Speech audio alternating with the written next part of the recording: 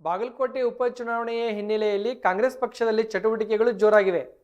ಮೇಟಿ ಕುಟುಂಬದಲ್ಲಿ ಯಾವುದೇ ಭಿನ್ನಾಭಿಪ್ರಾಯ ಇಲ್ಲ, ಎಲ್ಲರೂ ಒಗ್ಗಟ್ಟಿನಿಂದ ಇದ್ದಾರೆ ಎಂದು ಎಐಸಿಸಿ ಪ್ರಧಾನ ಕಾರ್ಯದರ್ಶಿ ಗೋಪಿನಾಥ್ ಪಳನಿಯಪ್ಪನ್ ಸ್ಪಷ್ಟಪಡಿಸಿದ್ದಾರೆ.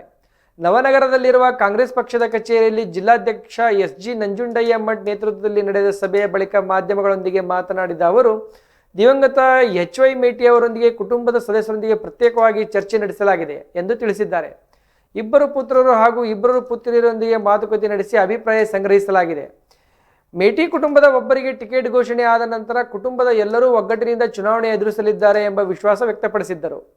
ಉಪಚುನಾವಣೆ ಘೋಷಣೆಯಾದ ಬಳಿಕ ಆಕಾಂಕ್ಷಿ ಅಭ್ಯರ್ಥಿಗಳಿಂದ ಅರ್ಜಿ ಆಹ್ವಾನ ಮಾಡಲಾಗುವುದು. ನಂತರ ಸೂಕ್ತ ಪರಿಶೀಲನೆ ನಡೆಸಿ ಅಂತಿಮ ಅಭ್ಯರ್ಥಿಯನ್ನು ಆಯ್ಕೆ ಮಾಡಲಾಗುತ್ತದೆ ಎಂದು ತಿಳಿಸಿದ್ದಾರೆ.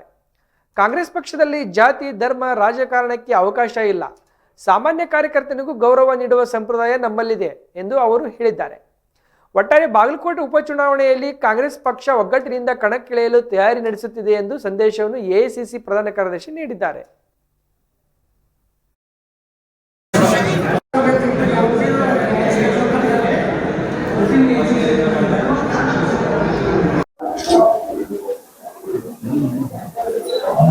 Thank you.